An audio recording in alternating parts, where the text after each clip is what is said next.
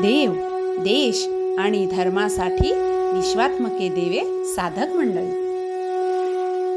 जगी ऐसा बाप भावा, जगी ऐसा बाप भावा, जगी ऐसा बाप भावा, जगी ऐसा बाप भावा. त्याचा वंश मुक्तीत जावा, त्याचा वंश मुक्तीत जावा, त्याचा वंश मुक्तीत जावा, त्याचा वंश मुक्तीत जावा, त्याचा वंश मुक्तीत जावा, त्याचा वंश मुक्तीत जावा. हरले पापा, हरले पापा, हरले पापा, हरले पापा. ज्ञानदेव माय बापा, ज्ञानदेव माय बापा, ज्ञानदेव माय बापा, ज्ञानदेव माय बापा, ज्ञानदेव माय बापा, ज्ञानदेव माय बापा. बाप होता ज्ञानी, बाप होता ज्ञानी, बाप होता ज्ञानी, बाप होता ज्ञानी. करे आम्ही लागलो ध्यानी, करे आम्ही लागलो ध्यानी, करे आम्ही लागलो ध्यानी, करे आम्ही लागलो ध्यानी, करे आम्ही लागलो ध्यानी, करे आम्ही लागलो ध्यानी. मोठा एक हरले पापा, मोठा एक हरले पापा, मोठा एक हरले पापा, मोठा एक हरले पापा. ज्ञानदेव माय बापा, ज्ञानदेव माय बापा, ज्ञानदेव माय बापा, ज्ञानदेव माय बापा, ज्ञानदेव माय बापा, ज्ञानदेव माय बापा. म्हणे पोटचे बाळ, म्हणे पोटचे बाळ, म्हणे पोटचे बाळ, म्हणे पोटचे बाळ. माझे पूर्व ब्रह्मज्ञान, माझे पूर्व ब्रह्मज्ञान, माझे पूर्व ब्रह्मज्ञान, माझे पूर्व ब्रह्मज्ञान, माझे पूर्व ब्रह्मज्ञान, माझे पूर्व ब्रह्मज्ञान. मोठा येता हरले पापा, मोठा येता हरले पापा, मोठा येता हरले पापा, मोठा येता हरले पापा. ज्ञानदेव माय बापा, ज्ञानदेव माय बापा, ज्ञानदेव माय बापा, ज्ञानदेव माय बापा, ज्ञानदेव माय बापा, ज्ञानदेव माय बापा. आज इथे जगद्गुरु ब्रह्ममूर्ती सच्चिदानंद संत श्रीपाद बाबा यांची 27वी पुण्यतिथी आणि याच्या निमित्त चक्री प्रवचन कीर्तनातली ही दुसरी सेवा माझ्या वाट्याला आलेली आहे किंवा तसा गुरुकुलाचा आदेश आहे. आणि आज पुण्यतिथी सोहळ्याच्या निमित्ताने इथं उभं राहण्याचं भाग्य ज्या सद्गुरू ज्या महात्म्यामुळं लाभलं त्या महात्म्यांचं भजन करूया. ओम श्रीपाद नमो नमः, श्रीपाद नमो नमः, जय जय श्रीपाद नमो नमः, सद्गुरु श्रीपाद नमो नमः. ओम श्रीपाद नमो नमः, श्रीपाद नमो नमः, जय जय श्रीपाद नमो नमः, सद्गुरु श्रीपाद नमो नमः. ओम श्रीपाद नमो नमः, श्रीपाद नमो नमः, जय जय श्रीपाद नमो नमः, सद्गुरु श्रीपाद नमो नमः. ओम श्रीपाद नमो नमः, श्रीपाद नमो नमः, जय जय श्रीपाद नमो नमः, सद्गुरु श्रीपाद नमो नमः. ओम श्रीपाद नमो नमः, श्रीपाद नमो नमः, जय जय श्रीपाद नमो नमः, सद्गुरु श्रीपाद नमो नमः. गुरुर्ब्रह्मा गुरुर्विष्णू गुरुर्देवो महेश्वरा गुरु साक्षात् परब्रह्म तस्मै श्री गुरवे नमः, तस्मै श्री गुरवे नमः. सेवेसाठी घेतलेला अभंग जगद्गुरु जगतवंदनीय संत तुकाराम महाराजांचा 4 चरणाचा अभंग. आता अभंगाचा शब्दार्थ पाहण्याआधी की तुकाराम महाराजांचा ह्या अनुभव येण्यामागचा भाव काय.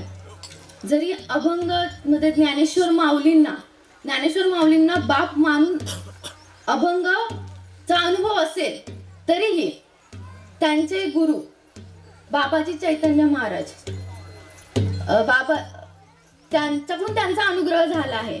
ते त्यांचा आध्यात्मिक बाप आहेत. पण आपल्या सगळ्यांसाठी ही अनुग्रह आणि प्रबोधाची रीत ज्यांनी उघडी करून दिली, त्यांना संबोधून हा अभंग तुकाराम महाराजांनी किंवा बाबाजी चैतन्य महाराज आणि संत ज्ञानेश्वर महाराज यांच्याबद्दलचा त्यांचा भाव हा सारखाच आहे. कारण ते दोघे एकच आहेत आणि ते बाप आहेत. मग अभंगाचा अर्थ, जगी ऐसा बाप व्हावा, ज्यांचा वंश मुक्ती सजावा, पोटा येता हरले पापा, ज्ञानदेवा माय बापा, मुळी बाप होता ज्ञानी, तरी आम्ही लागलो ध्यानी, पोटा येता हरले पापा, ज्ञानदेवा माय बापा, तुका म्हणे पोटीचे बाळ, माझी पूर्वा ब्रह्मीची आळ, पोटा येता हरले पापा, ज्ञानदेवा माय बापा. म्हणजे असा बाप झालेला आहे आणि मग सांगितलंय की असा बाप, ज्ञानेश्वर माऊलींसारखा बाप जन्माला यावा. मग तो बाप कसा आहे, त्या बापाची लक्षणं काय आहेत, किंवा तसा बाप जन्माला आल्यानंतर त्याच्या मुलांचं कसं होणार आहे, ह्याचं ते त्या पुढे अभंगामध्ये सांगितलंय. म्हणजे कसा बाप जन्माला यावा, तर ज्यांचा वंश मुक्तीस जावा, तेही तरुण जातील, पण त्यांच्या सोबत त्यांच्या मुलांनाही तरुण घेऊन जातील, मुक्त करतील असा. आणि त्यांच्या पोटी मग पुढे काय सांगितलंय, तो बाप कसा असणार आहे, त्यांच्या पोटी जन्माला आल्यावर सर्व पाप हरून जाणार आहे, नाश होणार नाही, हरून जाणार आहे. बघा भाव काय बघा, हरून जाणार आहे म्हटलं, असा बाप असावा. पुढे म्हणतात की तो बाप ज्ञानी, म्हणजे मुळात ज्ञानी असेल तर हे घडणार आहे. मुळी बाप होता ज्ञानी म्हणून, आणि मग ते ज्ञान असेल तर आपण ध्यानाला लागणार आहोत. म्हणजे एवढं सगळं सांगून सुद्धा सकाळी ते विजयाताईंच्या ह्याच्यामध्ये झालं, जग जेता कोण होता. मग एवढ्या सगळ्या मागच्या जन्माच्या आपल्यावरती संस्कार आहेत, तरीही आपण ध्यानी लागलोय. म्हणजे ते ज्ञान, ते खरं ज्ञान असेल तेव्हाच आपण ते ध्यानी लागणार आहोत. आणि मग शेवटी तुकाराम महाराज हे सगळं घडल्यानंतर खूप भावबळे त्यांचं हे झालेलं आहे. आणि त्यानंतर ते म्हणतात की आता माझी एकच इच्छा आहे की मला ह्या ब्रह्मज्ञानाची आस आहे, ह्यावरती अरूढ राहण्यासाठी, ह्या रीतीवरती अखंड राहण्यासाठी ही एवढी माझी आस पूर्ण करा. हा शब्दशः अभंगाचा अर्थ आहे. आता आपण भूयार्थाकडे जाऊया. संत तुकाराम महाराज म्हणजे ज्ञानेश्वर माऊलींचं वर्णन, म्हणजे ज्ञानेश्वर माऊलीचं हे बघायला गेलं तर गुरु परंपरा बघितली तर ज्ञानेश्वर माऊली ही 12वे महापुरुष आहेत. आणि इकडे श्रीपाद बाबांची गुरु परंपरा बघितली तर श्रीपाद बाबा ही 12वे महापुरुष आहेत. मग ज्ञानेश्वर माऊलींचं अधिनाथांपासून पुढे नवनाथ, पुढे निवृत्तीनाथ आणि मग ज्ञानेश्वर माऊली 12वे, अशी त्यांची ती गुरु परंपरा. म्हणजे निवृत्तीनाथांना पुन्हा ते गहिनीनाथाकडून आलेलं आहे.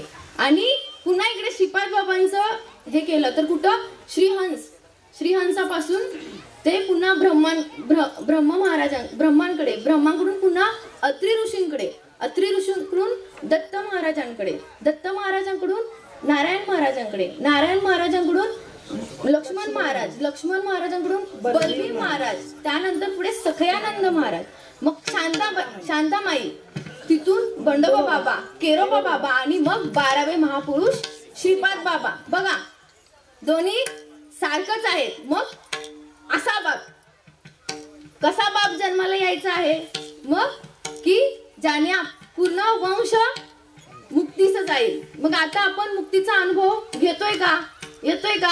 आता ह्याच्या आधी आपल्याला मुक्ती माळ घालायच्या आधी की असं काहीतरी असतं, मुक्त पण व्हायचं असतं, असं काय माहिती होतं का? पण ह्या महात्म्याने आपल्यासारख्या सर्वसामान्य जन्मूळ जीवांना, बद्ध झालेल्या जीवाला हा अनुभव यावा, ही अनुग्रह प्रबोधाची रीत आपल्यापर्यंत पोचावी म्हणून काय केलं बाबांचं चरित्र पाहायला गेलं तर. म्हणजे ज्ञानेश्वर माऊलींच्या आधी काय होतं की एक गुरु एक शिष्य परंपरा होती. मग ज्ञानेश्वर माऊलींनी त्यावेळेस बघितलं की मग ह्या जगाचा उद्धार व्हावा, ह्या लोकांना ह्या तत्वाचा अनुभव यावा. मी कुठून आले, मला कुठे जायचं आहे, मी कोण आहे, माझा आणि त्या तत्वाचा काय संबंध आहे, हे करून त्यांनी ही जी गुह्य होतं हे प्रकट केलं. कोणासाठी?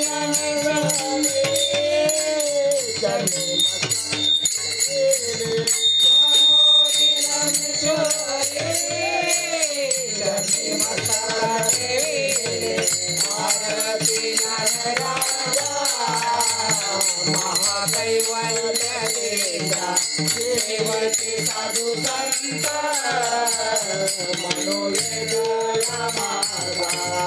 आरती ज्ञान राजा महाकैवल्य सेवते साधू संत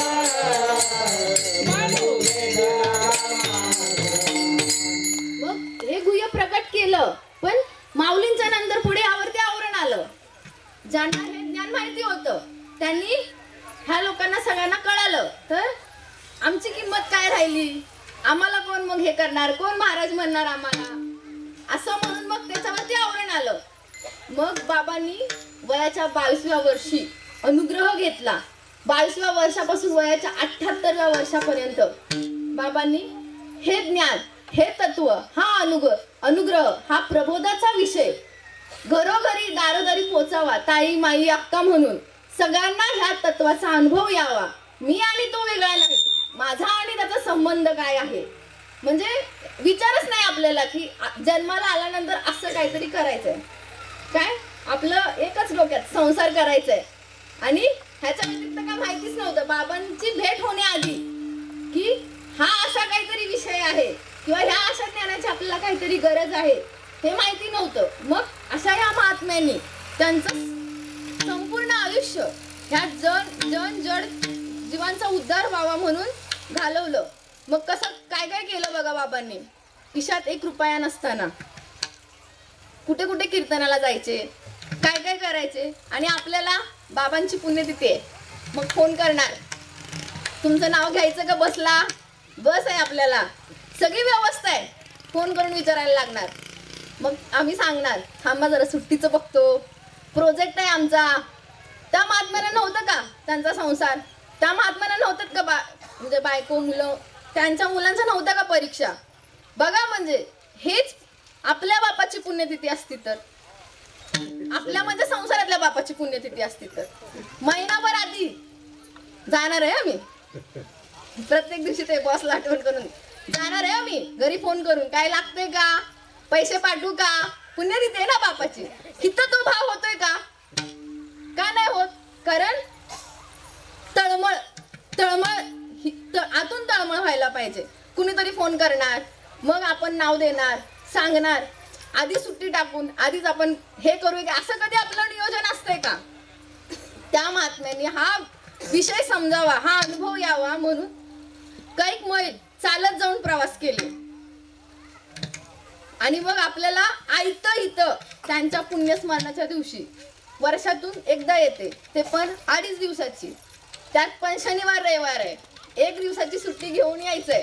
तरी पण किती कारण, मुलांच्या परीक्षा आहेत, हे आहेत ते. म्हणजे बघा आपलं काय चालू आहे आणि त्या बापानं आपल्याला काय दिले. आता बाप महत्वाचा आहे का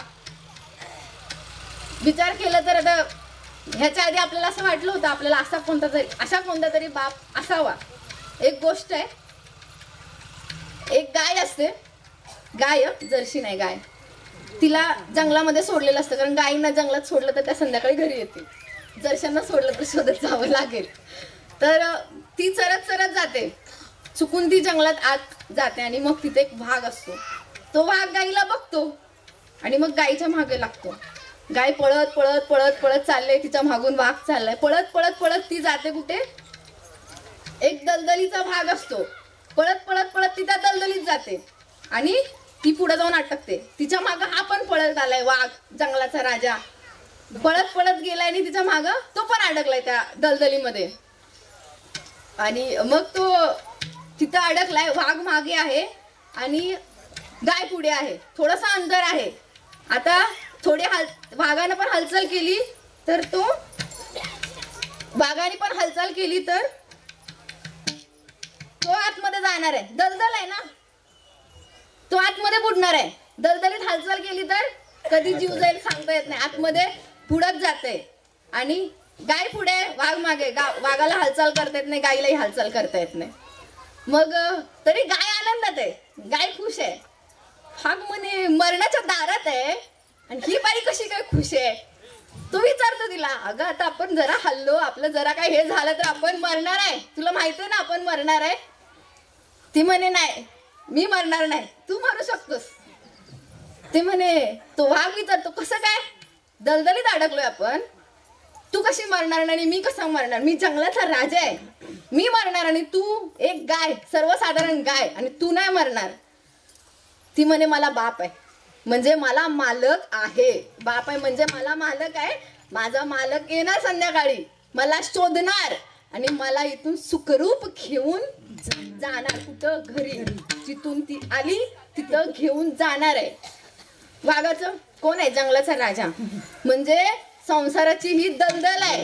ह्या संसाराच्या दलदलीमध्ये तुम्ही कितीही मोठं असाल, कितीही मोठं पद असाल, घरामध्ये तुम्हाला कितीही मोठा मान असाल, पण जिथून आलाय तिथं जायचं असेल तर तुम्हाला बाप पाहिजे. बाप नसेल तर मग कसं जाणार. एखाद्या वैश्य बाईला खूप चांगला मुलगा झालाय, पण बापाची ओळख नसेल तर समाज काय म्हणेल. मग विचार करा, जर बाप नसेल, इथंही अध्यात्मामध्ये बाप नसेल तर आपली काय ओळख.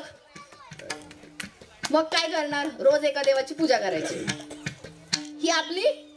मग ते वैश्याच्या पोटी जन्म घेतलेल्या ह्याच्यामध्ये आणि आपल्यामध्ये काय फरक राहिला हो.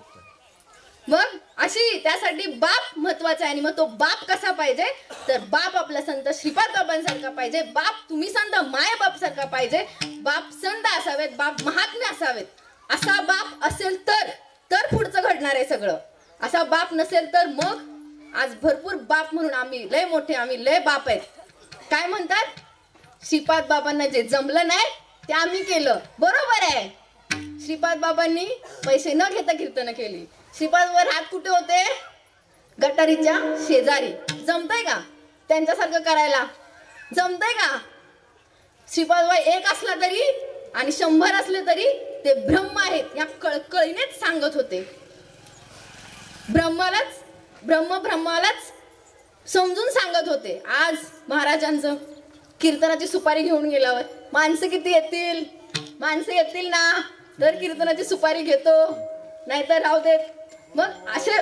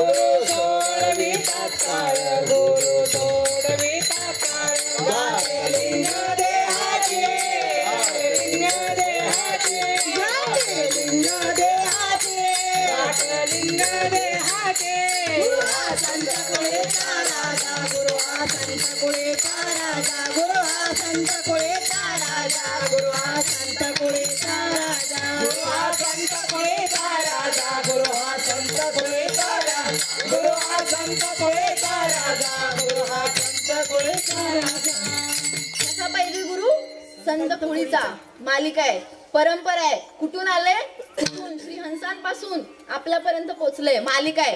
असाच कुठून पण उठून कोण पण आज महाराज म्हणून घेते आणि सांगत बसते. नुसतं सांगायचं, आचरणाचा विषय नाही, रीत नाही, प्रबोध अनुग्रहाची रीत नाही, नुसते माळ घालायची. मग बाबांच्या काळी असं होतं, पिढ्यानपिढ्या चालत आलंय म्हणून अखंड म्हणजे वैष्णव मेळावे असायचे 7-7 दिवसाचे.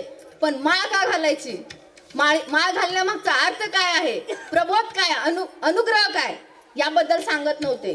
बाबांनी दारोदारी, खेडोपाडी, ताई माई अक्का भाऊ असं म्हणून हा विषय त्यांना गोड करून दिला. त्यावेळेस बाबांना भरपूर विरोध व्हायचा. असं कुठं असतंय का, अनुग्रह प्रबोधाने अवस्था व्हायची. हा बाबा भोंदू बाबा आहे म्हणायचे. सगळं जे बाकीचे लोक होते त्यावेळेस त्यांना त्रास सहन करावा, जसा तुकाराम महाराजांना त्रास सहन करावा लागला, जसा ज्ञानेश्वर माऊलींना त्रास सहन करावा लागला, तसा बाबांनाही त्रास दिला त्या लोकांनी. की असं कुठं असतंय का?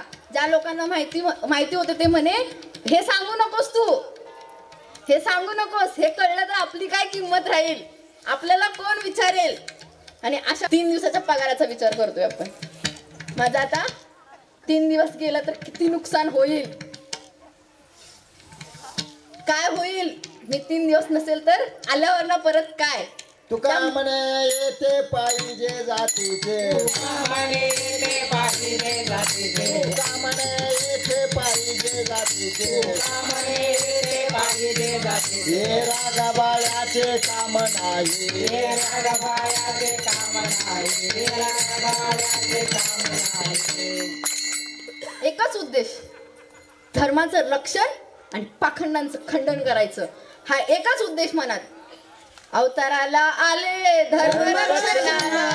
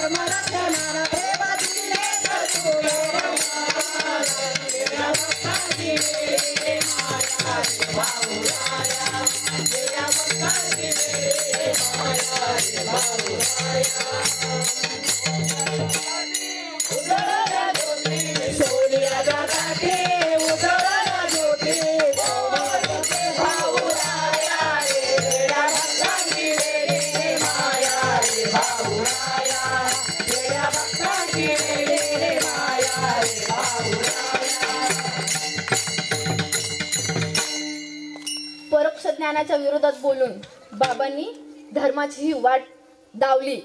कशाला आले? धर्मरक्षणासाठी अवताराला आले, आपल्यासाठी बद्ध झाले. ते मुक्तच आहेत, ते आपल्यासाठी बद्ध झाले. आणि आपण काय करतो? विचार केला तर बघा, घरामध्ये एखादी गोष्ट ऐकली नाही तर काय होतं? म्हणजे आईचं मुलाने ऐकलं नाही,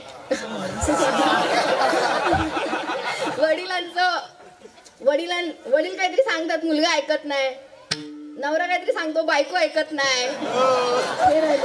म्हणजे जे काय आहे, म्हणजे ऐकलं नाही तर किती राग येतो, कितीच राग होतो, किती वाईट वाटतं आपल्याला की मी एवढं सांगतो, माझा एवढा अनुभव आहे तरी हे ऐकत नाही. असं कर म्हटलं तर करत नाही. मुलींना जरा सांगितलं आईने, बाई नीट राहा, जरा चांगले कपडे घालून जा, तर लगेच राग. आणि मग इथं महात्म्याने एवढं सगळं बद्ध झालेत आपल्यासाठी, समाजाचा विरोध पत्करून आपल्याला हे ज्ञान पचनी पाडलंय, नुसतं दिलं नाही, आचरणात आणण्याची रीत घालून दिली आहे. आणि मग काल जसं सांगितलं तसं छोटा छोटा छोटा घास करून, जात नसलं तरी फटके देऊन देऊन देऊन काहीतरी अंगाला लागेल म्हणून चारायचं चालू आहे. आणि आपण परिपाठ ऐकत नाही. स्टेटसला संदेश ठेवायची लाज वाटते. कंपनीची लोक बघतात, डीपी ठेवायचं म्हटलं तर आम्ही लय कट्टर आहे असं दिसून येतंय, मग प्रॉब्लेम होतोय. भजनाचं म्हटलं तर आमचं काहीतरी असतंय, मोबाईल चालवायला जमत नाही, बाकी सगळं जमतंय मोबाईल मधलं, भजन टाकायला जमत नाही किंवा हे होत नाही. किंवा ज्यांच्याकडे मोबाईल आहे, ज्यांना माहिती आहे की बाबा असा विश्वात्मके देव भजन आपला ग्रुप आहे, जिथं आपण सकाळी सगळेजण मिळून भजन टाकतो, त्यानंतर भजन करतो, असं किती जणांना स्वतःहून वाटतं. किती जण फोन करतात सावंत काकांना की बाबा आम्हालाही त्या ग्रुपमध्ये यायचं आहे. जर मुक्त होण्याची इच्छाच नसेल तर कसं मुक्त करणार? मग परिपाठामध्ये आहे, मागच्याच आठवड्यात आला होता विषय की राजा आणि कैद्यांचा. काय? राजा खुश आहे, सद्गुरूंनी कृपा केलेली आहे. राजा खुश आहे तर सद्गुरूंनी कृपा केलेली आहे, तुम्हाला मुक्त केलेलं आहे. पण तुम्हाला जर बद्ध होऊन किंवा आपल्याला जर बद्ध होऊन राहायचं असेल तर मग विचारल्यावर काय?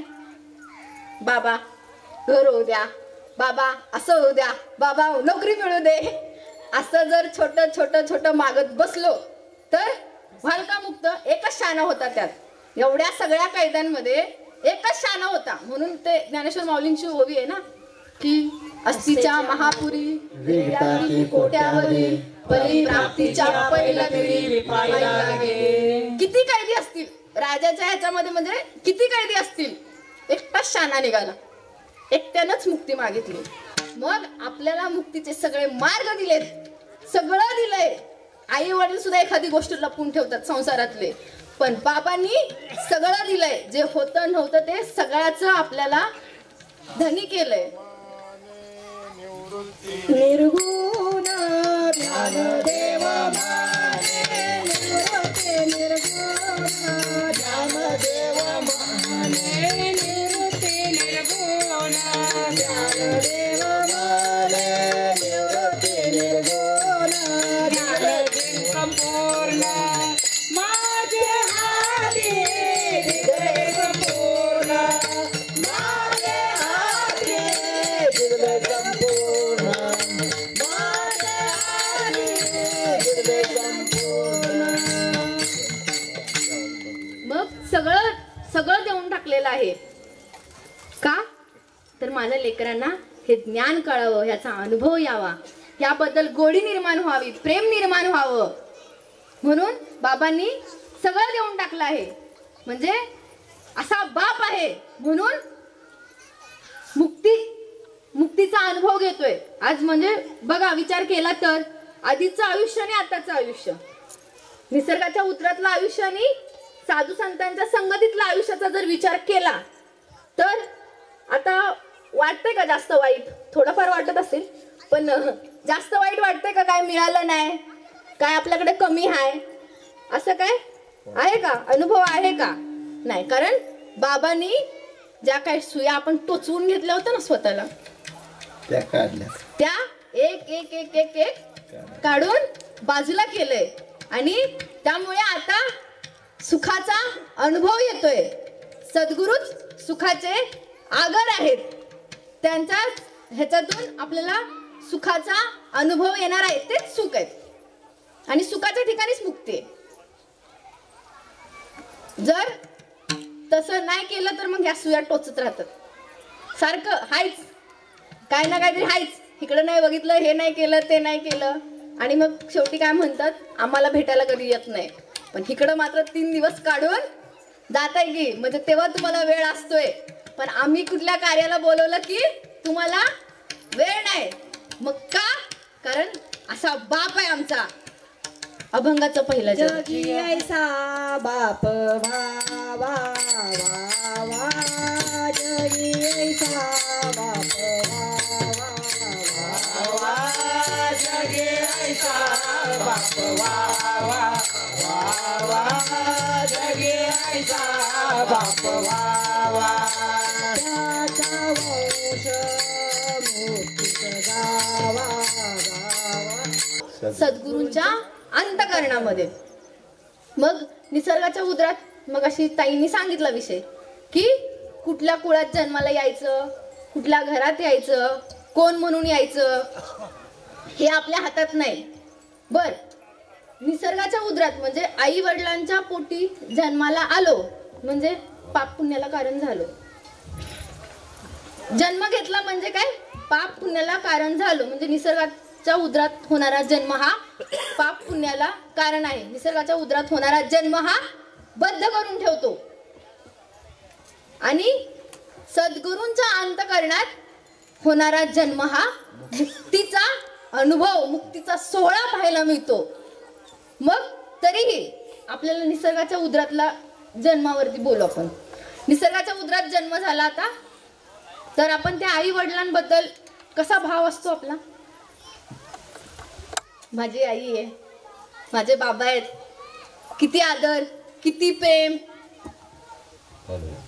म्हणजे काय शेवटी म्हणजे तसं जर बघितलं तर आपण पापातच पडतोय, संसारात पडतोय, म्हणजे पापातच पडतोय. मग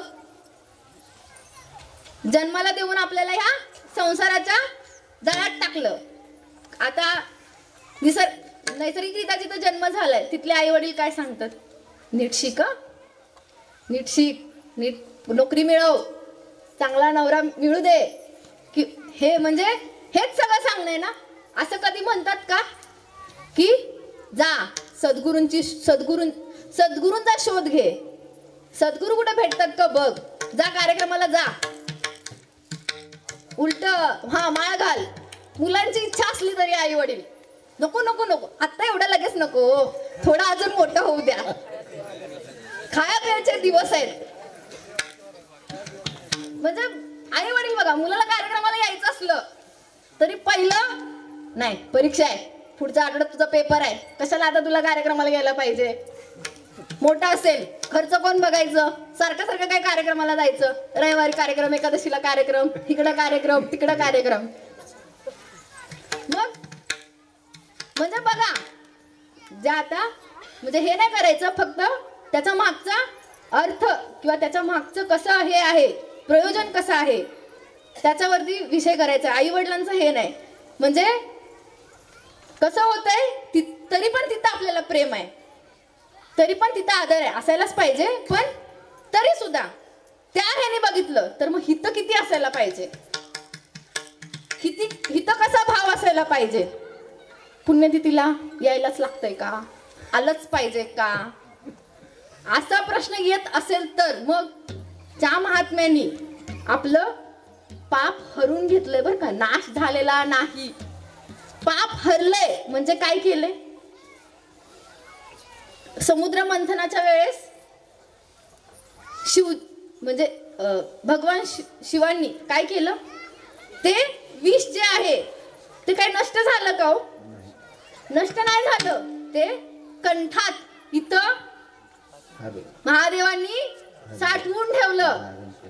मग तसा विचार केला तर आपलं पाप हरलंय, काय म्हटलंय, हरलंय. तसा विचार केला तर महात्म्याने आपलं पाप त्यांच्या जवळ साठवून ठेवले आणि आपल्याला काय केलंय, कैवल्य सुखाचा पुतळा केलाय. परिपाठामध्ये बाबांनी एक दृष्टांत दिला आहे शिवीराजाचा, की कबूतर असतो, त्या कबुतराच्या मागे ससाना लागतो, ते त्याचं खाणं आहे. मग कबूतर उडत उडत उडत उडत कुठं जातो, त्या राजाच्या जवळ जातो, शिवीराजाच्या जवळ जातो. तिथं गेल्यानंतर मग त्याच्या मागं तो खाद्याच्या शोधत आहे ना ससाना, तो पण त्याच्या मागं उडत उडत उडत त्या तिथं जातो. आता हा राजाच्या आश्रयाला आलाय कबूतर, त्याला खाण्यासाठी ससाना आलाय. राजाचा धर्म काय तर मला सर्वांचं रक्षण केलं पाहिजे. मग आता काय करायचं, ससाना काय म्हणतोय, हे माझं खाद्य आहे आणि मला दे. तो म्हणे की नाही, आता हा माझ्या आश्रयाला आहे तर मी तुला ह्याला मारू देणार नाही. मग म्हणे ह्याच्या बदल्यात मला काहीतरी दे. मग असं म्हणाल्यावर मग राजा विचारतो काय पाहिजे. तो म्हणे मग तुझं मांस दे, मी उपाशी मरू का, तू रक्षण करणार, तुला पुण्य भेटेल, काय भेटेल, मी उपाशी मरू का, मला मग तुझं मांस दे. मग त्या कबुतराच्या वजनाच्या तेवढं म्हणजे कबुतराच्या वजना एवढं कमी नाही, जास्त होईल पण कमी नाही, तेवढं ते मांडीचं मांस काढून त्या शिबीराजांनी दिलं. हा झाला दृष्टांत. ह्याच्यातून सिद्धांत काय आहे तर असं आपलं पाप तो सोडणार आहे का, ज्यानं लेखाजोखा ठेवलाय का, ज्यानं आपला पापाचा सगळा हिशोब केलाय. जेव्हा आपण आश्रयाला येतो ना तेव्हा तो पण येतो, विचार माझं खाद्य येते, तुम्ही कसं काय, माझं खाद्य तुम्ही कसं काय हे करताय, मी काय करू मग, माझं काय. त्यावेळेस तिथं त्या सद्गुरूंनी काहीतरी दिलेलं आहे आणि मग आपण सुरक्षित झालोय. जसं ते कबूतर सुरक्षित झालं तसं हे कबूतर मग सुरक्षित झाले. प्रबोधानुग्रहाची रीत झाल्यानंतर मग त्या बदल्यात काहीतरी महात्म्यांना द्यावं लागलंय आणि मग असं त्यांनी ते पाप आपलं हरून घेतलंय. आता आईच्या गर्भामध्ये आपला जन्म होतो, कुठं, गर्भात. मग तसं सद्गुरूंच्या म्हणजे पाप हरलंय म्हणजे काय की नाम आणि प्रबोधाची प्रक्रिया केली. जसं आई वडिलांच्या पोटामध्ये आपलं हे झाल्यानंतर जन्म होत म्हणजे आई वडिलांच्या पोटात असतं ना ते बाळ, तसं जेव्हा अनुग्रह आणि प्रबोध अनुग्रह दिला जातो तेव्हा काय होतो, पहिल्यांदा अवस्थेची सुरुवात कुठून होते? अवस्थेची सुरुवात कुठून होते? पहिल्यांदा अनुभव पोटात यायला लागतो बघा. मग पोटातून चक्र एकत्र एका रेषेत येतात. मग ती आपली पिट्युटरी ग्लँड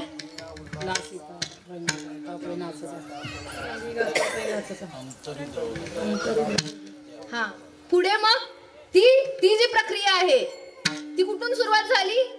पोटातून सुरुवात झाली. आणि मग ती पिट्युटरी ग्लँड, मग तो अमृतखंड एका नसामध्ये जाऊन मग तो अनुभव आपल्याला यायला लागला.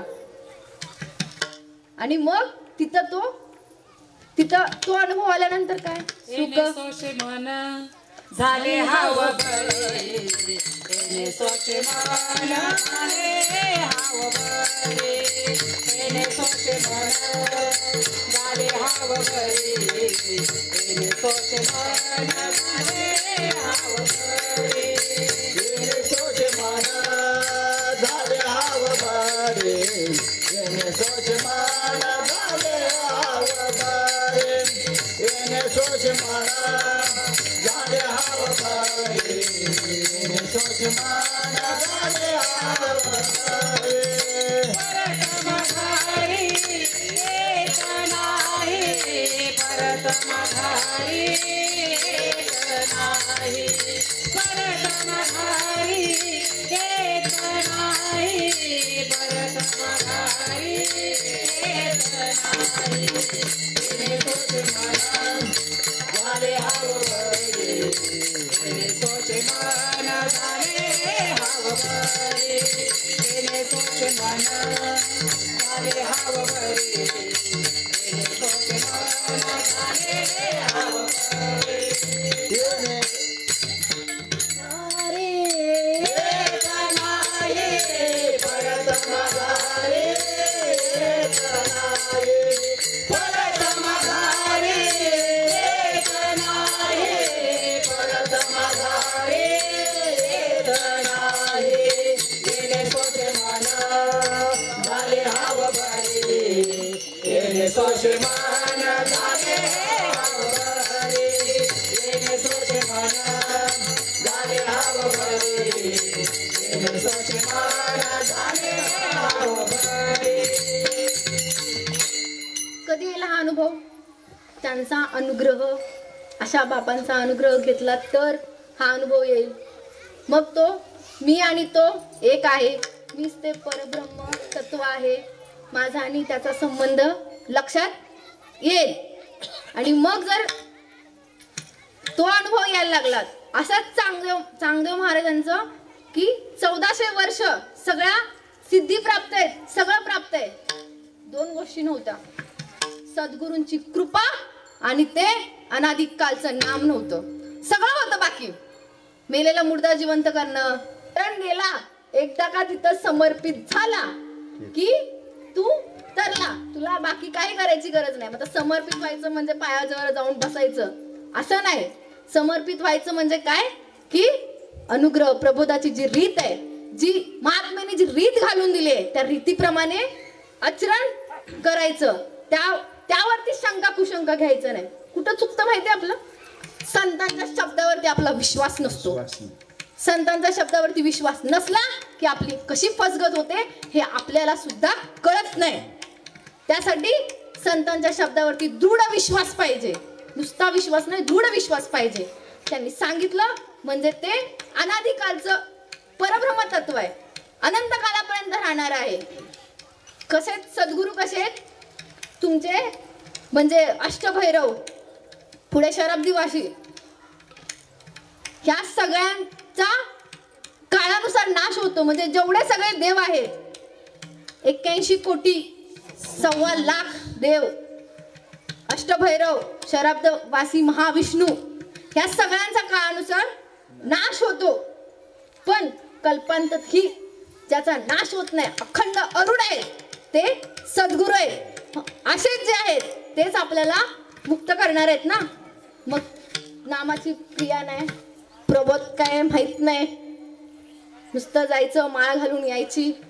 त्यांना जरी सांगितलं हे विषय तरी वेड्यात म्हणजे वेड्यात का म्हणतात, असं कुठं काय असतं वय, घातलं की माळबाज झालं की ते नाम आणि प्रबोध अजून कशाला पाहिजे.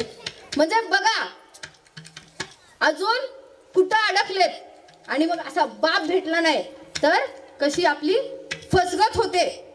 मग पुढे हे काय म्हणतायत की म्हणजे चांगदेवाला मार्गदर्शन केलं ना मुक्ताईनी.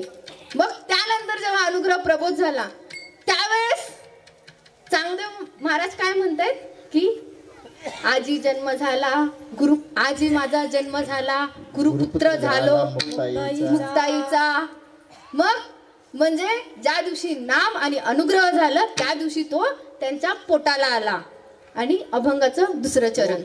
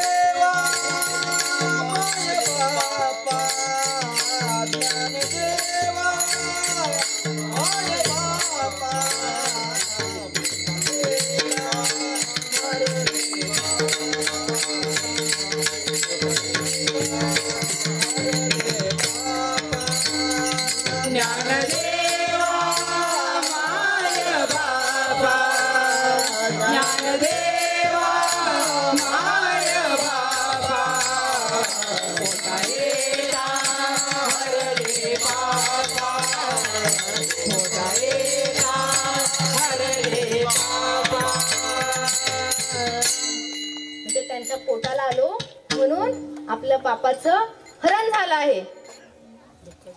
सांगितलं समजा काहीतरी पाप केलंय, आई वडिलांना सांगितलं आता घ्या या पापाची जबाबदारी. आम्ही केलेल्या पापाची जबाबदारी घ्या, आमच्या बदल्यात तुम्ही जावा नरकात असं जर सांगितलं तर होईल का? संसारातल्या आई वडिलांना सांगितलं तर इथं यांच्या त्यांच्या कर्तव्यानुसार जे आहे ते पूर्णपणे मग ती कशी म्हणजे मुलगी असो कसाही असो चोरटा असो काही असो सांभाळून घेतील, पण पापाची जबाबदारी घ्यायला सांगितली. आमच्या म्हणजे नरकात जायला सांगितलं तर जातील का? मग खरे मायबाप कोण आहे त्यावेळेचा तो अनुभव आहे की अशा महात्म्याने आमचं पाप हरून घेतलंय आणि त्यांच्याशिवाय आमचं कोण नाही, तेच फक्त मायबाप आहेत.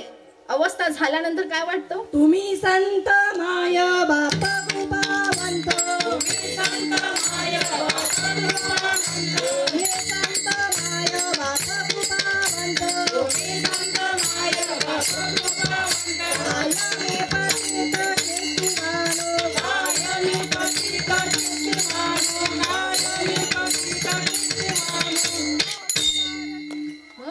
तो अनुभव आहे. माझं बाबांशिवाय सकाळी जेव्हा चिंतन होतं तेव्हा काय वाटतं, दुसरं कोण आठवतं का हो आपल्याला? त्या सद्गुरूंशिवाय त्या बाबांशिवाय आता आमचं कुणी नाहीये असं. आणि असं का वाटतंय? आयरागैराच्या पोटाला नाही आलो आम्ही, कोणत्या आयरागैराच्या पोटाला नाही आलो. अनादिकालचं नाम आहे त्यांच्याकडे, हे तत्वज्ञान आहे, अशा महात्म्यांच्या पोटी आलोय.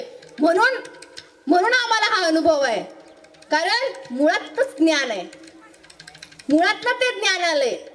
परंपरा आहे ती, त्या परंपरेतून ते ज्ञान आलेलं आहे आणि म्हणून हा अनुभव आहे. म्हणून मुक्त असल्याचा अनुभव आज येत आहे. आता ज्ञान, मग ज्ञान कोणतं? भरपूर ज्ञानाचे प्रकार आहेत. शाळेत आपण शिकतो, काय शिकवलं जातं शाळेमध्ये? संत महात्म्यांचा विषय जर घ्यायचं झालं काय असतं आपल्याला? एक शिवाजी राजांचा इतिहास सोडला तर जन्म कुठं झाला, कधी झाला, पूर्ण नाव काय, आणि काय फक्त भागवत धर्माचा प्रचार केला एवढंच असतं. आणि बाकी नॅशनल हिरोज केवढं काय काय लिहिलेलं असतंय, किती हे केलेलं, म्हणजे ज्ञानाचा पगडा कुठला पडलाय. आता जी तरुण पिढीच आपण म्हणतोय, आता MPSC UPSC वाल्याचं जरा घेतलं तर त्यांना असं वाटतं आम्ही लय पुस्तकं वाचल्यात, आम्हाला लय ज्ञान झालंय, आणि मग ते काय होतं की भरकटतंय. मग कारण काय असतं माहितीये, तिथं फक्त ह्या नॅशनल हिरोजची माहिती असते. फक्त जे काय भौगोलिक इतिहास आहे तेवढाच असतो. त्यांच्या पेपराला फक्त एवढंच येतं, ज्ञानेश्वर महाराजांचं पूर्ण नाव काय, तुकाराम महाराजांचा जन्म कधी झाला, गाव कोणतं, त्यांना तेवढाच अभ्यास आहे. बाकी सगळं जे ज्ञान आहे ते कुठलं आहे, नुसतं म्हणजे वेगळं भौगोलिक ज्ञान आहे. मग आता ते चाणक्य मंडळ जे आहे ना, चाणक्य मंडळ ते हिंदुत्ववादाबद्दल बोलतात म्हणून मुलं तिथे ऍडमिशन घेत नाही. बरेच जण का तर म्हणे ते हिंदुत्वाबद्दल बोलतात, म्हणे ते ह्यांना मानत नाही, ते अविनाश धर्माधिकारी आहेत ते ब्राह्मण ह्याच्यातले आहेत म्हणे. म्हणजे बघा भाव कुठे आहे आणि कसं. मग असं ज्ञान मिळवलं तर संतांवरती विश्वास बसेल का, मग संतांच्या कार्यामध्ये आपण सहभागी होऊ का. मग अडचणी आहेत, संतांवरती विश्वास नसला की अडचणी भरपूर आहेत. संतांवरती विश्वास असेल तर कधी तरुण जाईल हे सुद्धा कळणार नाही. तर बघा, तरुण म्हणजे यंग जनरेशन, तरुण शब्दाचा अर्थ सुद्धा आहे की तरुण पिढीतच आपण तरुण जाऊ शकतो. आपल्याला काय सांगतात लहानपणी, कशाला मला घातली एवढ्या लवकर, म्हातारपणी आहे की म्हणजे हे सगळं देवदेव काय सुना नातवंड आली की मग हे देवदेव आणि हे करायचं, हे तुमचं वय एक असलं काहीतरी करायचं, झाडं लावायचं, हे करायचं. कुठेतरी आम्ही एका ठिकाणी कार्यक्रमाला गेलतो तेव्हा बोलले की एक झाडं लावतात, एक गाई राखतात. मग तरुण पिढीने हेच करायचं का आता, इंजिनियर डॉक्टरांनी हेच करायचं का आता, का ऑक्सिजन घ्यायला लागत नाही इंजिनियर डॉक्टरांना, ऑक्सिजन घेत नाही, दूध पित नाही, लागत नाही का. म्हणजे परमार्थामध्ये हे करायचं नाही असे सांगणारी काही लोक हा आपल्यातल्याच कार्यक्रमाला गेलो होतो, आपल्यातलेच असं तिथं हा विषय सांगितला, बाबांचा विषय सांगितल्यानंतर, ही तळमळ सांगितल्यानंतर त्याच्यावरती असं हे आलं होतं, इंजिनियर झाला डॉक्टर झाला म्हणून ह्याची गरज नाही, बिन ऑक्सिजन जर राहून दाखवा, हाय तुम्ही इंजिनियर तर 4 पुस्तकं वाचलीत तर एक मिनिट दाखव कसे जीव गुदमरायला होतो.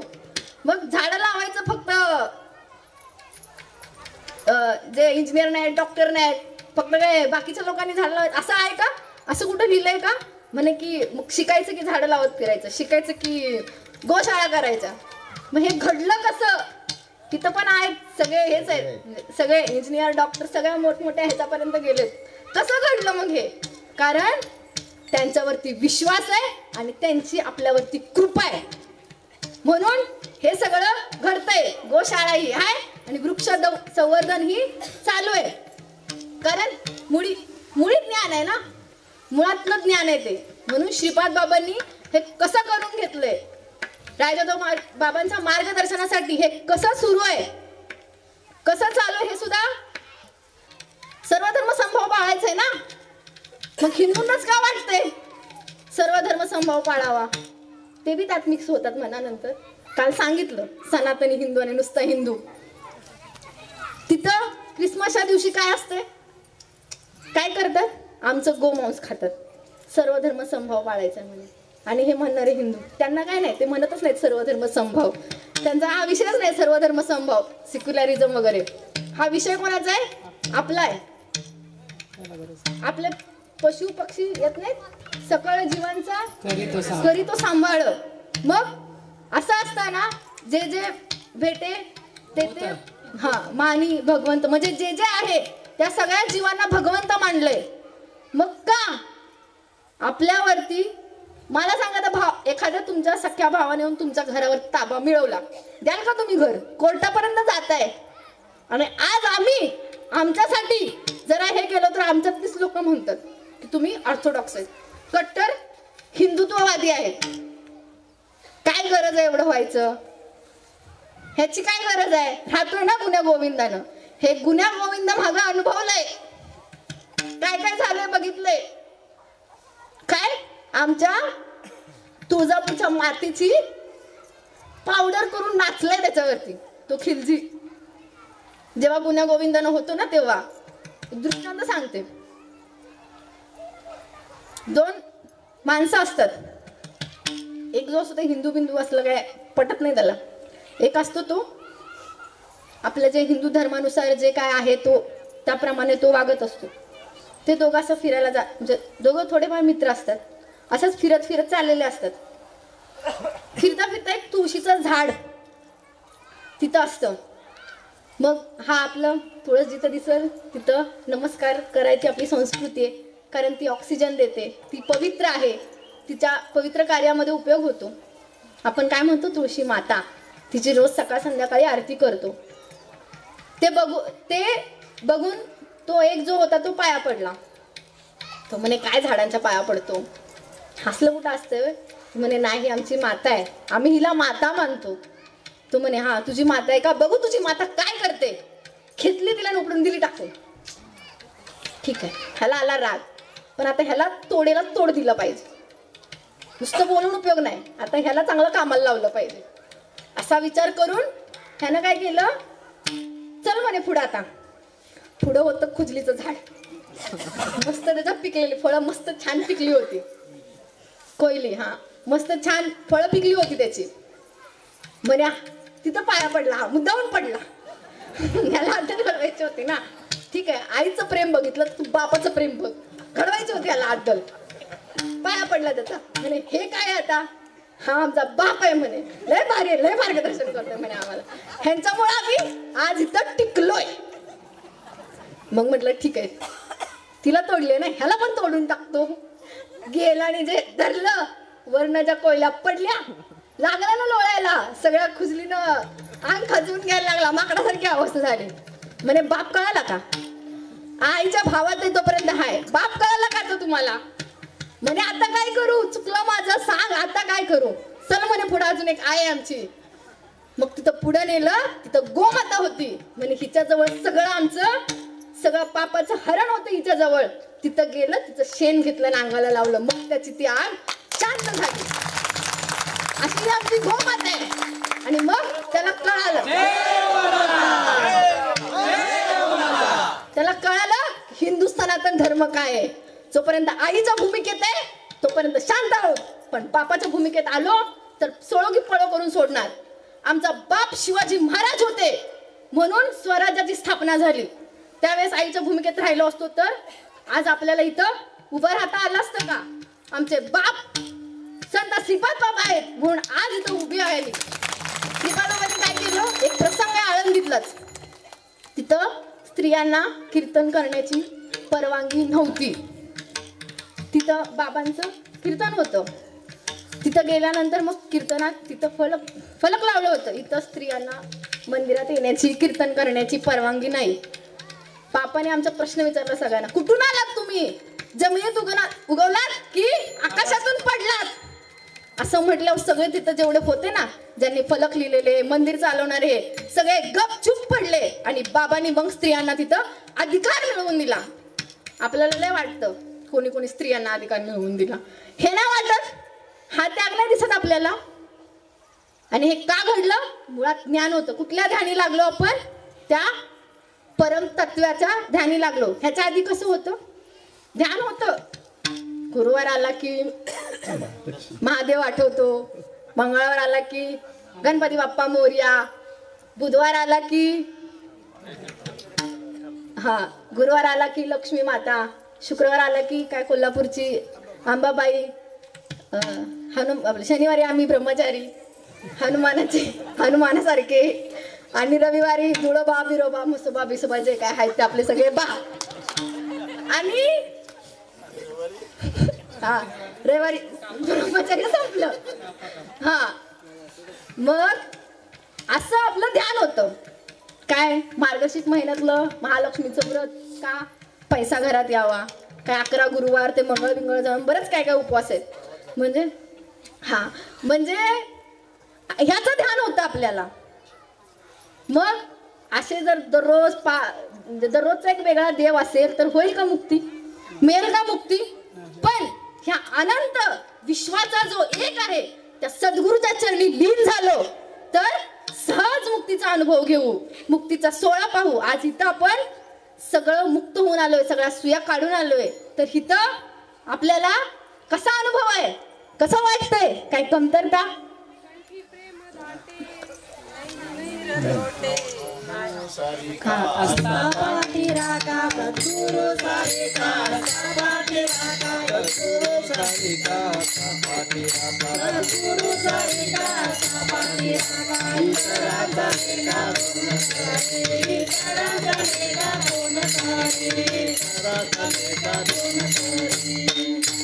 जर एखाद्या लग्न झालेल्या बाईने दररोज एकाच असं चिंतन केलं तर काय कराल?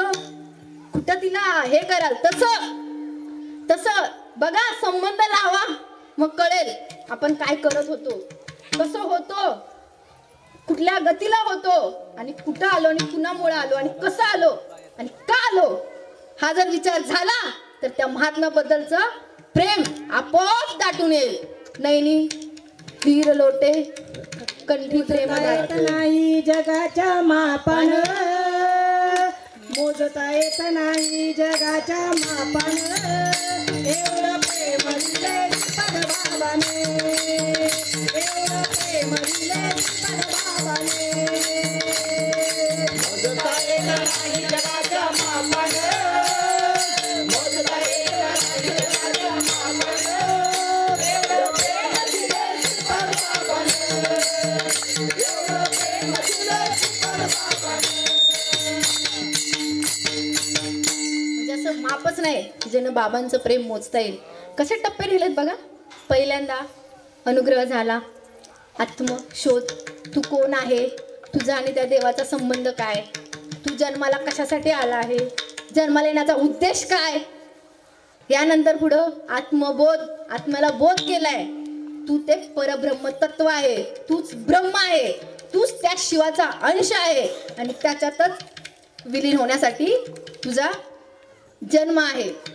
जेव्हा आपल्याला जन्म कधी मिळतो, मॅन स्टँड्स टू गॉड होण्याच्या प्रक्रियेला येतो ना, तेव्हा जन्म मिळतो आणि मग तसा तो आपल्याला आत्म्याला बोध केलाय, मग आत्मकल्याण केलंय. आधी स्वतःचं कल्याण करून घे, मग जगाचं करायला जावा. अशा म्हणजे टप्पा कसा आहे बघा, टप्पे कसे कसे कसे कसं ध्यानी लावलंय, आपल्याला इथपर्यंत कसं पोहोचवलंय. हे सगळं करण्याच्या आधी जर आपल्याला सांगितलं असतं तर लागलो असतो का ध्यानी? असं कुठं असतंय वय? हे असलं आम्हाला काही पटत नाही असं म्हणणारे गेलेत बाहेर. ज्यांना नाही पटलं, ज्यांनी आत्म्याचं कल्याण बी करून घेतलं नाही, ते असे करून बाहेर गेलेत, बाहेर पडलेत. मग विश्व कल्याण बाहेर पण आहेत मंडळी, भरपूर आहेत, आपल्यापेक्षा भरपूर मोठं कार्य चालू आहे. तसं म्हणजे पाहायला गेलं तर खूप झाडं लावतायत, वक्तृत्व तर असं करतील की तिथं असं ते ऐकून डोळ्यातनं अश्रू येतील, आयला काय महाराज भारी सांगतोय, असं भरपूर होईल.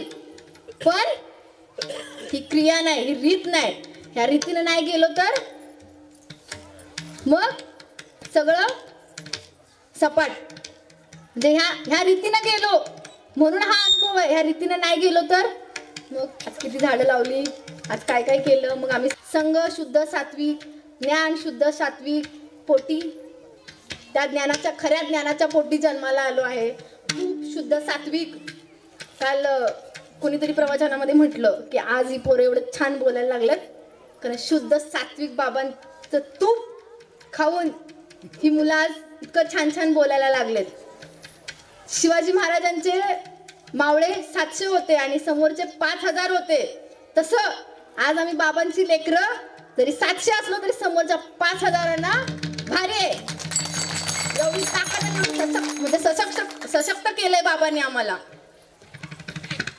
कुठली प्रोटीन पावडर वगैरे नाही घेतली आम्ही. हे नामच सगळ्यात मोठी शक्ती आहे. बाबांचं आहे उदाहरण तुम्ही संत मायबाप मध्ये की बाबांनी काय कुस्तीचे कुठे डाव शिकले नव्हते. कोणीतरी चेष्टा करावी म्हणून सहज बाबांना बोलले होते की धरतोस काय कुस्ती चेष्टेने? का तर बाबांची तब्येत थोडीशी ही दिसत होती त्यांना, पण त्यांच्या आतमध्ये काय हे त्यांना माहिती नव्हतं ना. मग बाबा पण म्हटले ठीक आहे धरतो म्हणे. तिथं गेल्यावर नामाच्या जोरावरती कितीतरी वर्ष त्यांनी ते ट्रेनिंग घेतलं असेल, त्या नामाच्या जोरावरती त्याला पाडलं आणि कुस्ती जिंकली. तसं आज आमच्याकडे नाम आहे. आज बाहेरच्या कुठल्याही विचारांना आम्ही थारा देऊ शकत नाही, कारण हा नाम आमचं नुसतं दिलं नाही, मुरवलंय, जिरावलंय आणि ध्यानाला लावलंय. अभंगाचं तिसरे चरण. मुळी मुळे बाप होता ज्ञानी, मुळे बाप होता ज्ञानी, मुळी बाप होता ज्ञानी, मुळी बाप होता ज्ञानी.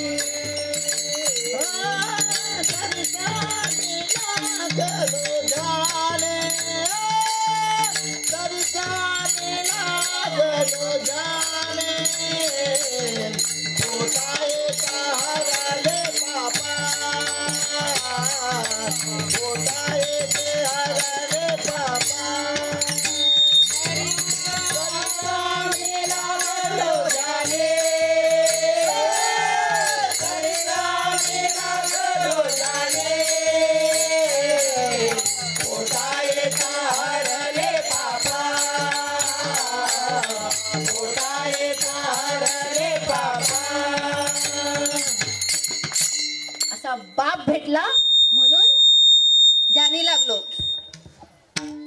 नाहीतर कुठंतरी भरकटत गेलो असतो. मग आता झालं, बाप भेटला, पापाचं हरण झालं, ध्यानी लागलं. पुढं काय? पुढं तुकाराम महाराजांचं म्हणणं काय आहे तर की आता मला काही नको. होतोय का भाव? एवढं इथून बाहेर पडलं की लगेच चक्र बदललं. जसं रामाचं एका रात्रीत चक्र बदललं प्रभू रामांचं, तसं लगेच चक्र इथनं मंडपातनं बाहेर उद्या दुपारी सगळं लगेच होत. असं होतं ते लगेच असं होतंय.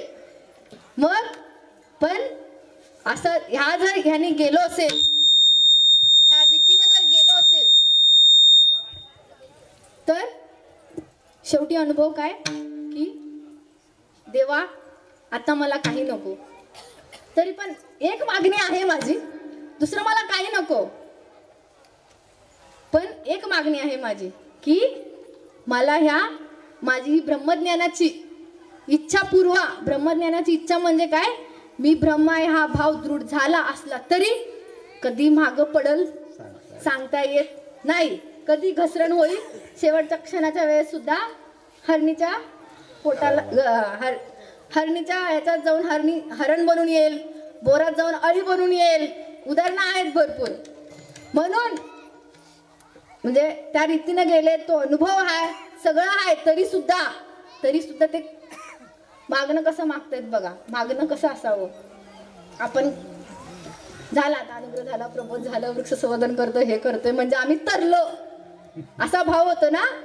तरी पण त्यांनी पूर्ण भाव एवढं सगळं दिलंय. हा त्यांचा भाव ओतप्रोत भरून आलाय आणि त्या भावातून ते म्हणतायत. असंच म्हणत नाहीयेत, प्रेम भावाने म्हणतायत की हे सद्गुरु राया आता माझं एकच मागणं आहे, हे मी ब्रह्म हे मला कळालंय ना, ह्यावरती माझा भाव स्थिर राहू दे. ब्रह्मज्ञानाची आळ म्हणजे ब्रह्मीची आळ म्हणजे मला सद्गुरु सेवा करण्याची पुन्हा पुन्हा संधी मिळू दे, पुन्हा पुन्हा मला गर्भवास मिळू दे. पण कशासाठी? सद्गुरूंची सेवा करण्यासाठी. तुकाराम महाराजांचं प्रमाण आहे, माझा भावा नको अंतराय देवा, नको अंतराओ देवा, नको अंतराओ देवा.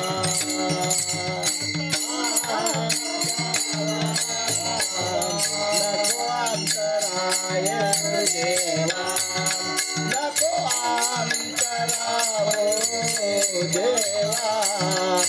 नको अंतरा ओ देवा. आणि असंच मागणं आपल्या सगळ्यांचंही असावं. त्या सद्गुरूंची सेवा करण्यासाठी पुन्हा पुन्हा जन्म व्हावा, संसार करण्यासाठी नाही. तुमच्या पोटा येता हरलो पापा, ज्ञानदेवा माय बापा. अभंगाचं शेवटचं चरण. तुका म्हणे तुमचे पोटीचे बाळ, तुका म्हणे तुमचे पोटीचे बाळ, तुका म्हणे तुमचे पोटीचे बाळ, तुका म्हणे तुमचे पोटीचे बाळ, तुका म्हणे तुमचे पोटीचे बाळ, तुका म्हणे तुमचे पोटीचे बाळ, तुका म्हणे तुमचे पोटीचे बाळ, तुका म्हणे तुमचे पोटीचे बाळ. माझी पुरवावी गतीची आळ, माझी पुरवावी गतीची आळ, तुका ये तारणे बाबा, तुका ये तारणे बाबा. माझे पुरवा रमेची आळ, माझे पुरवा रमेची आळ, येता हरले बाबा, येता हरले बाबा. झालेली सेवा सद्गुरू चरणी समर्पित करून जे काही चुकलं असेल ते माझा दोष आहे. आणि जे काही बरोबर असेल ते बाबांनी वधवून घेतलं आहे. पहिल्यांदाच कीर्तनासाठी उभी राहिली होती, त्यामुळे हा छोटासा प्रयत्न केलेला आहे. जय हरी. ज्ञानेश्वरा माऊली, ज्ञान राजा माऊली.